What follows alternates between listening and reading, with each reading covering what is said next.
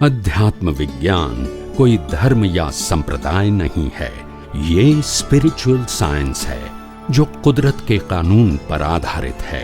ये विज्ञान पूरे ब्रह्मांड के सभी रहस्यों को उजागर करता है और जीवन के सभी पहलुओं को समझने के लिए एक नई दृष्टि देता है।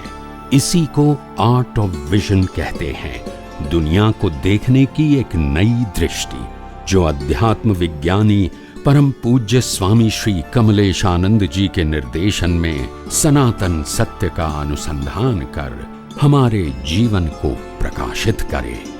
जय सच्चिदानंद। जी, आयुष्य कर्म, अगर आपने केवल दर्शन प्राप्त किया इस जन्म में, अगले जन्म में आप जो है केवल ज्ञान से जुड़ा हुआ आयुष्य भुगत करके मुक्ति को जाएंगे, कोई भी जाएगा।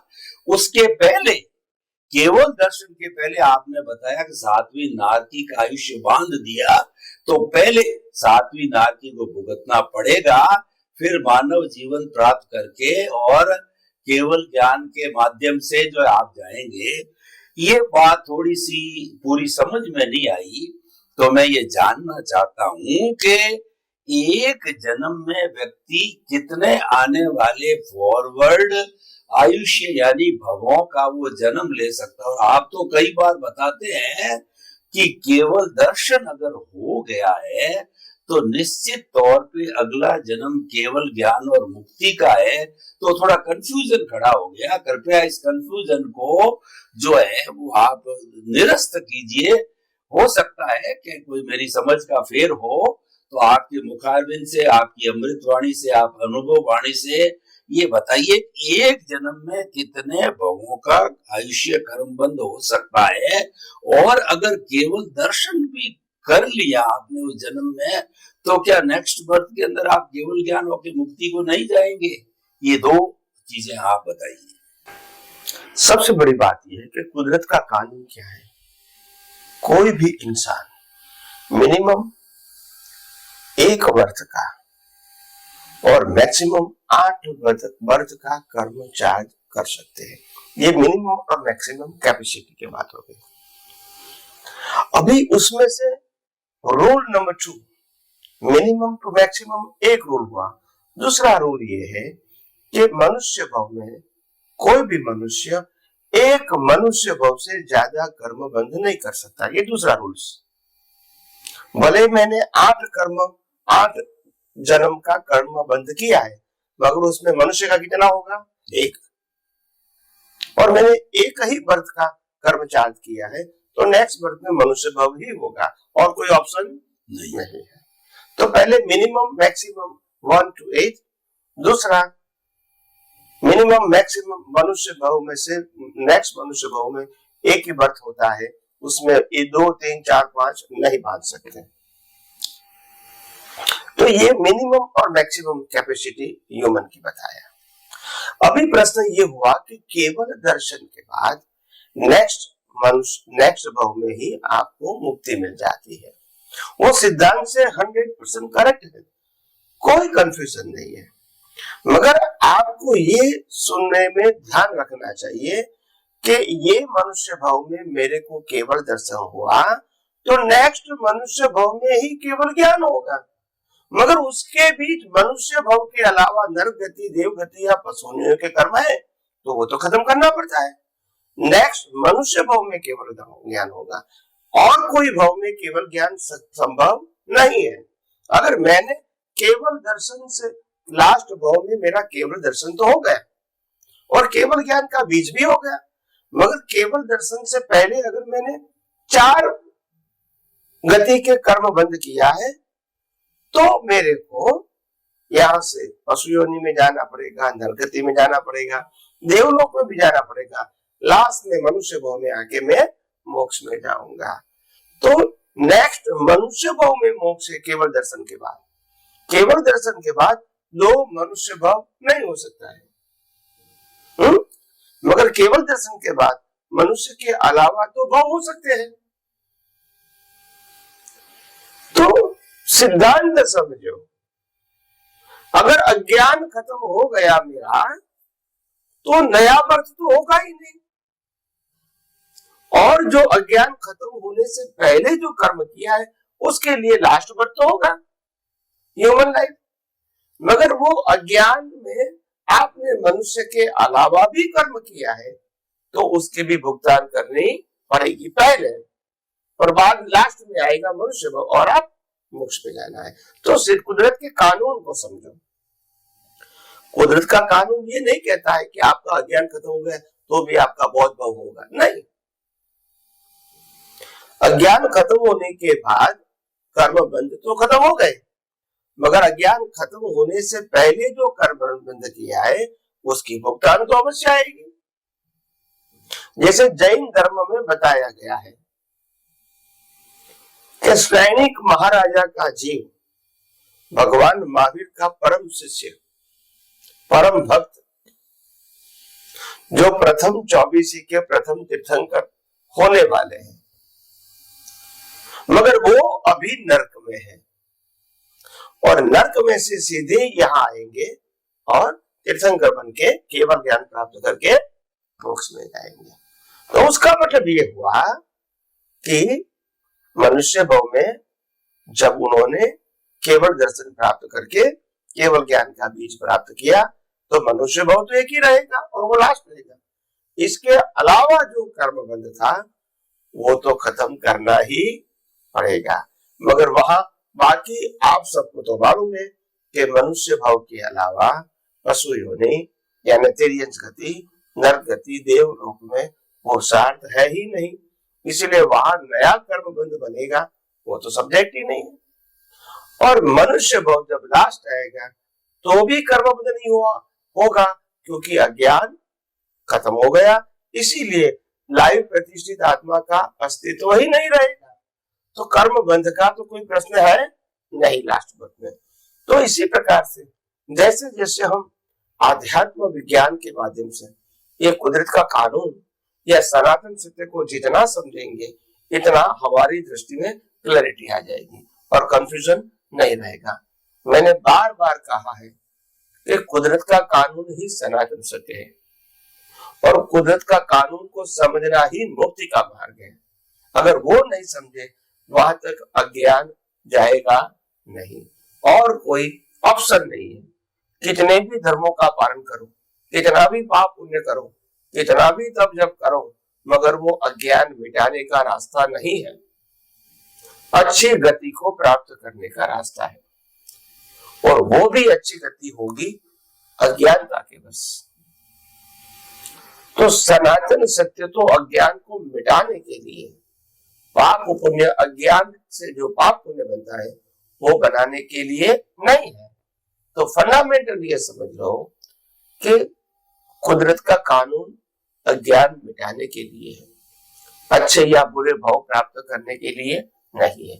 तो आइए हम आध्यात्म विज्ञान के माध्यम से आगे आगे और भी सनातन सत्य या कुदरत के कानून के बारे में और ज्यादा समझने की। स्वामी जी आपका बहुत बहुत धन्यवाद। आपने मुख्य जो केंद्र बिंदु बताया वो सनातन सत्य है।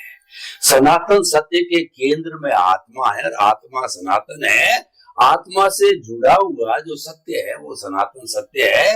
इसलिए कहा भी गया है आत्मा ही ज्ञान है, ज्ञान ही आत्मा है। आत्म ज्ञान के अतिरिक्त समस्त ज्ञान है वह अज्ञान है। बहुत सुंदर बात कही। अभी हम अज्ञान की चर्चा कर रहे थे कि अज्ञान का अर्थ होता है कि घाती कर्म, ज्ञानावरणीय, दर्शनावरणीय और मोहनीय और अंतराय कर्म। स्वामी जी ये जो मुख्य बात आत्मा सनातन सत्य है वो ज्ञान दर्शन पर आकर के टिकती है। तो ज्ञान दर्शन आप कहा करते हैं कि इसका डेवलपमेंट करो, ये हमारा जो है वो रियल पुरुषार्थ है और ये हमको करने का है और इसमें हम स्वतंत्र है। इसके ऊपर कुदरत का कानून लागू नहीं होता, कुदरत की बंदिश नहीं होता है क्योंकि आप उससे परे हो। तो ज्ञान दर्शन का डेवलपमेंट कैसे किया जाए, ज्ञान दर्शन का डेवलपमेंट क्या है और ज्ञान दर्शन जो है अगले भव में क्या कैरी फॉरवर्ड होता है या यहीं तक रहता है। ज्ञान दर्शन की पूरी व्याख्या, उसकी पूरी जो कहना चाहिए फिलॉसफी जो है वो कृपया हमको बताइए कि बहुत ही इंपॉर्टेंट चैप्टर है। तो ज्ञान दर्शन के बारे में व्याख्या दीजिए। सबसे बड़ी बात यह है कि जो ज्ञान और दर्शन क्या है। ज्ञान का मतलब पूरे ब्रह्मांड का, दुनिया का भौतिक ज्ञान, वो ज्ञान नहीं है। वो ज्ञान संसार को चलाने के लिए है, आत्मा का ज्ञान नहीं है। आत्मा में जो ज्ञान है वो दुनिया के सभी ज्ञान को अनकवर करता है।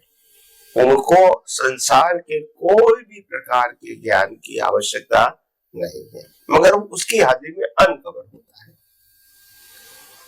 और अनकवर होने से वो क्या है, वो खुला होता है। जो भी सब्जेक्ट है, किसी को डॉक्टर बनना है तो डॉक्टर का ज्ञान अनकवर होगा। कोई टीचर है तो टीचर का ज्ञान अनकवर होगा। कोई चार्टर अकाउंटेंट है तो चार्टर अकाउंट का ज्ञान अनकवर होगा। इसीलिए वो सब्जेक्ट है, वो आत्मा के मूल ज्ञान स्वभाव का परिणाम है। वो ज्ञान स्वभाव है और स्वभाव से ये आपके दृष्टिकोण के मुताबिक ज्ञान खुला होता है। वो रिलेटिव सत्य और टेम्पररी व्यवहार चलाने के लिए। तो ज्ञान आवरण का मतलब होता है जो आत्मा के ज्ञान प्रकाश में खुला हुआ ज्ञान को ही ज्ञान मानना, वो ज्ञान आवरण है। वो आत्मा का ज्ञान नहीं है, उनके ज्ञान प्रकाश की हाजिरी में खुला हुआ है। और दर्शन आवरण क्या है? दर्शन का मतलब होता है सनातन सत्य को, कुदरत के कानून को, कुदरत की रचना को न मानना, 6 तत्व को जो सनातन है वो न मानना और केवल कुदरती रचना की अवस्था के डिटेलिंग में जाके उसको मानना, ये दर्शन आवरण है। हालांकि कुदरती रचना और कुदरती कानून जाना वो इनफ है, आगे जानने की जरूरत नहीं है। अगर जन्म मरण के चक्कर में घूमना नहीं है तो, अगर पाप पुण्य में पड़ना नहीं है तो ये ज्ञान की जरूरत नहीं है। मगर क्योंकि कहीं अवतारों से और कहीं सदियों से हमको पारंपरिक शास्त्र ज्ञान मिलता रहा, धर्मगुरुओं के माध्यम से, शास्त्रों के माध्यम से, और धार्मिक क्रिया का महत्व बताया गया और महत्व के साथ पुण्य जोड़ा गया ताकि आप वो क्रिया करो। और जो दूसरे को दुख देती है इसको पाप माना गया ताकि वो न करो, और अगर हो गया तो फिर प्रायश्चित का माप आपको बताया। कहने का मतलब पाप पुण्य प्रायश्चित जो है वो संसार चलाने का रास्ता है, चारों गति में घूमने का रास्ता है। मगर आपने मन वचन काया उनकी अवस्था और 5 इंद्रियों से, ज्ञानेंद्रियों से अनुभव में आती पूरी सृष्टि को अगर आपने कुदरती रचना देख लिया, वो ही तो सनातन सत्य है। उसमें और ज्यादा डिवीजन करने की आवश्यकता नहीं है। तो आध्यात्मिक जगत में ज्ञान और दर्शन अगर स्थिर हो जाए, यही मुक्ति का मार्ग है। और ज्ञान और दर्शन में विविधता आ जाए, वो संसार का मार्ग है। ज्ञान में भी विविधता और दर्शन में भी विविधता, वो संसार का मार्ग है। मुक्ति के मार्ग में विविधता नहीं होती, स्थिरता होती है। एक तरफ आत्मा है, वो भी सनातन सत्य, बाकी सब कुदरती रचना है, वो भी सनातन सत्य, उसमें कोई डिवीजन नहीं है। तो अवस्था का प्रकार होना अलग बात है, मगर सभी अवस्था कुदरती रचना, इसलिए उसको स्थिर दर्शन बोला। तो तो हमको कौन सी अवस्था को कुदरती रचना देखना है, कौन सी अवस्था को नहीं देखना है, ऐसा नहीं है। सभी अवस्था कुदरती रचना और सभी की अवस्था कुदरती रचना। तो इसीलिए ज्ञान और दर्शन जब आपका स्थिर हो गया तो समझ लेना आध्यात्म के मार्ग में प्रगति करना आपके लिए आसान हो गया। और जहां तक वैकल्पिक ज्ञान और दर्शन है, वहां तक तो आपको आगे बढ़ने के लिए बहुत संघर्ष करना पड़ेगा और सनातन सत्य को बार बार गहराइयों से, यथार्थ रूप से, सैद्धांतिक भाषा में समझना पड़ेगा, नहीं तो ये ज्ञान दर्शन आपका स्थिर रहेगा नहीं। तो इसीलिए आइए हम सब आध्यात्म विज्ञान के माध्यम से और कोई ज्यादा जानकारी प्राप्त करें और हमारा जीवन और आध्यात्मिक ऊंचाई पर ले जाए।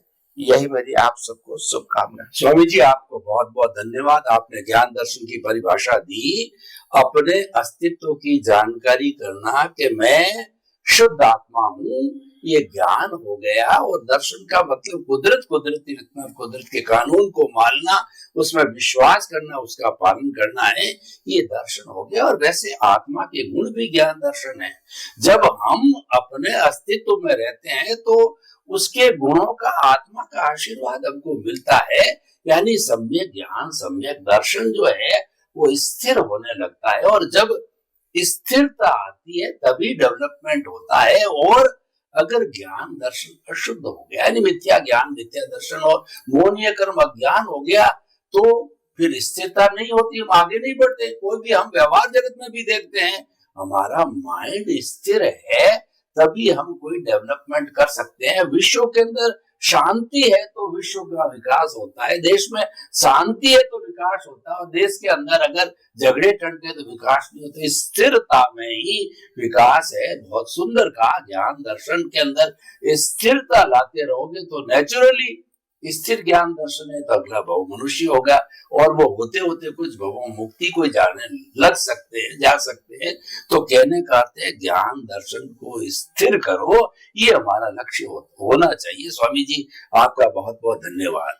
स्वामी जी, ये ज्ञान दर्शन से जुड़ी हुई बात ही मैं करना चाह रहा हूं, क्योंकि ये सारा उससे जुड़ा हुआ है कि जो हमारा ये सारा ज्ञान दर्शन का डेवलपमेंट करना, चाहे अच्छा करो चाहे बुरा करो, तो जो प्रतिष्ठित आत्मा जो आपने बताया एक प्रमुख अंग है और बहुत बड़ा चैप्टर है। अगर इस समय हुआ तो ठीक, नहीं तो अगले में भी लेंगे, क्योंकि ये एक बहुत इम्पोर्टेंट बात है। तो ज्ञान दर्शन को स्थिर कैसे रखें और पुरुषार्थ, चाहे रियल पुरुषार्थ, रिलेटिव पुरुषार्थ, सारा करने वाली प्रतिष्ठित आत्मा है। तो प्रतिष्ठित आत्मा क्या है, और मैं जानना चाहूंगा कि उससे जुड़ा हुआ जो सारा तंत्र है, अंतःकरण इत्यादि है, उस पूरे सिस्टम को कृपया इस एपिसोड में या आने वाले एपिसोड में फिर प्रश्न करूंगा, कृपया इसको थोड़ा पूरा खोल करके बताइए। किस तरीके से जो हम अपना भाव डाल करके और प्रोसेसिंग करके, अच्छे बुरे का करके, और हम आगे से आगे बढ़ते रहे। कृपया ये पूरा प्रतिष्ठित आत्मा के चैप्टर को खोल करके बताइए। प्रश्न के लिए धन्यवाद। देखो, सिंपल बात ये है, सरल बात ये है कि प्रतिष्ठित आत्मा का मतलब क्या है। वो कोई मूल आत्मा तो है नहीं, मगर मूल आत्मा की हाजिरी से अपने वर्तमान ज्ञान दर्शन के मुताबिक और वर्तमान मोह के मुताबिक वो जो कुछ भी कर्म चार्ज करने का पुरुषार्थ करते हैं, वो पुरुषार्थ करने के पूरे पैकेज को प्रतिष्ठित आत्मा कहते हैं। क्योंकि प्रतिष्ठित आत्मा में ही कर्मों की प्रतिष्ठा होती है और सभी प्रकार के बंच ऑफ कर्म जो होते हैं लाइफ के, इसको कॉजल बॉडी कहते हैं।